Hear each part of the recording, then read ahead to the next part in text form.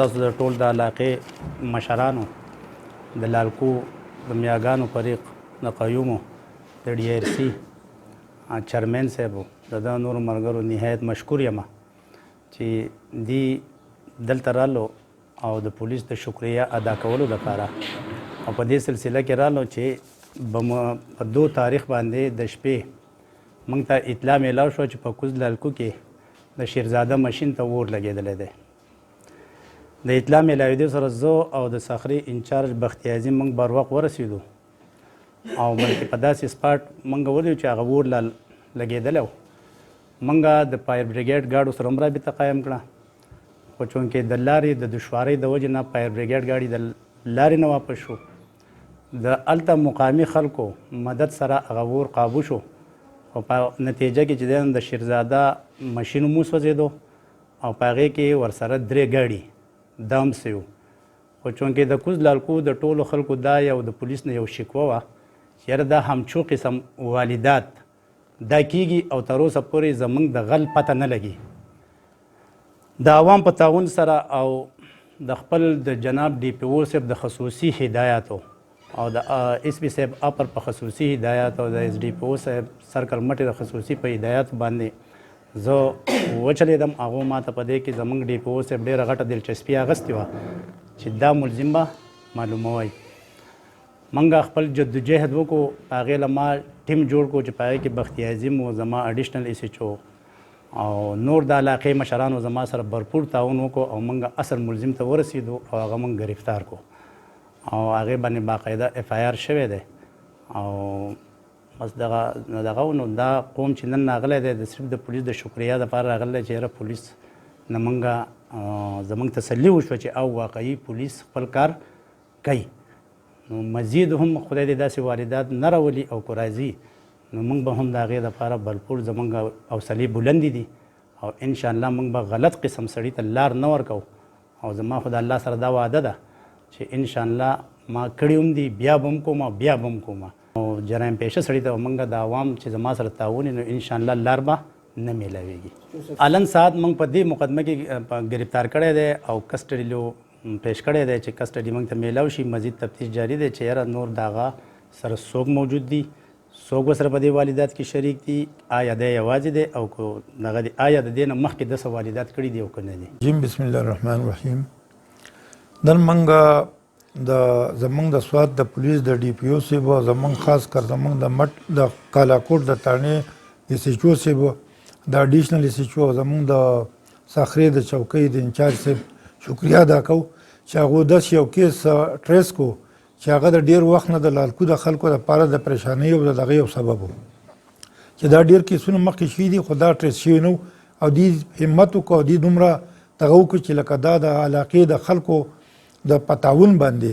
چې دا کیس دي ټریس کړو دوی له مبارکي ورکوم خاص کر زموږ سچول او د اډیشنل سچول او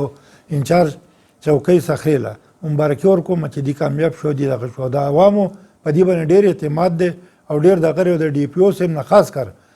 د دې علاقې خلک ډېر خوشحاله دي چې که د هغه په هدایت باندې د هغې پولیس چې کوم کار کوي نو داسې کار چې تر دې نه مخکې موږ نه دی لیدلی لالکو کې چې د سوان علاقه واقع شوی ماشین سوی په هغې کې ګاډي سوي نو په هغې په ملزم په نیو په دې کامیابۍ کې ایس ایچ او سرباز خان ته بختي عظیم خان ته یو اډیشنل ایس ایچ او صاحب ته مبارکباد ورکوم دا یو ښه کار وشو چې دا مجرم ګرفتار شو په خصوصي طور باندې زه د میډیا والو شکریه ادا کوم چې په داسې سلسله کې چې په دې ځای کې یو نامعلومه کار شوی و چې هغه یو ډېر پیچیده ډېر یو مشکل او د علاقې د تباهۍ او د کلي د ورانېدو دپاره هغه جوړ کړی شوی خو زه یوه خبره په خصوصي طور وایم چې دلته یو ایس ایچ او دی د هغه نوم سرباز دی نو اکثر چې د افغانستان د سټیشن اورو نو په دې کې وایي سربازان نو دا یو ثابته شو چې سرباز دی خو دا زما ذهن ته راغله چې دا پولیس کې ډېر سربازان دي د صخرې تاڼهدار صاحب او د اډیشنل ایس ایچ او صاحب نور پولیس والو افسرانو پولیس والو په دې کیس کې ډېر دلچسپي اخیستې وه او خاص کر چې دا کیس دی ټریس کو او سر ته ورساو او مجرم یې راونیو نو په زه د خپل ډي آر سي کالاکوټ د طرف نه د هغې د چیرمین په حیثیت باندې د دې شکریه ادا کوم. کالاکوټ د پولیسو او خاص کر د ایس ایچ او سرباز خان او تڼهدار بخت عظیم خان او د اډیشنل ایس ایچ او ډیره شکریه ادا کوم او ډیره مننه کوم. په دې لالکو کې مخکې هم داسې شپږ اووه کیسونه شوي او دا یو کیس پکې دې ټریس کړ نه په دې ضدیله او د ټولو مشرانو له مبارکي ورکوم. کله چې دا واقعه وشوه نو موږ ډېر په کشمکش کې پراته وو چې په کود لالکو کې دا اوومه واقعه وه. نو زمونږ د علاقې خلک ټول داسې غمجن وو چې لکه دغه ګاډي چې موږ ته پراته وو لکه جنازه موږ ته پراته وه. موږ چېرې د کلي د اوسېدو نه ځکه زموږ خو ډېرې تنګې کوټې دي د یو بل سره لګېدلي کورونه موږ کو داسې دغه ښکاره نه شو بیا به د پوره کلي ته د اور د لګېدو خطره وه ځکه اوومه پېښه دا وشوه. زه د خپل ډي پي او صاحب او د خپل ډي ایس پي صاحب او پرسواد ایس پي صاحب او خصوصا زمونږ د ایس ایچ او صاحب او زمونږ د بخت عظیم خان دوی چې کومه کارګردګي په دې کې وکړه لکه موږ دغه نه دښمنۍ نه راوځو ځکه د کوم هلک چې واقعیات کړي نو دا د فضلواب ماما دی د رحمت علي اوښی دی د دې بل هلک اوم خپل دی د شیرزاده هم خپل دی دغه دښمنۍ نه موږ ځکه راووتو چې د دغه هلک سره دښمني موږ نشو جوړولی. هره خبره چې دی که بوت دا مشران د علاقې کې نو انشاءالله تعالی موږ خپل کوشش کوو د روغې پکې خو که به داسې چاره شی تین شوی دا به موږ ته ډېره لویه دښمني جوړه شوه. نو زه د ایس ایچ او صاحب او په دې کې چې هر چا زموږ سره تعاون کړلی لکه زموږ پولیس ټیم چې څومره قرباني په دې کې کړله هر چا نه پټه پناه خبره نه ده ځکه پولیسو د شپې په یوه بجه باندې څه پیاده ځکه زموږ روډ باندې کار کېدو نو زیاتره پولیس په دې کې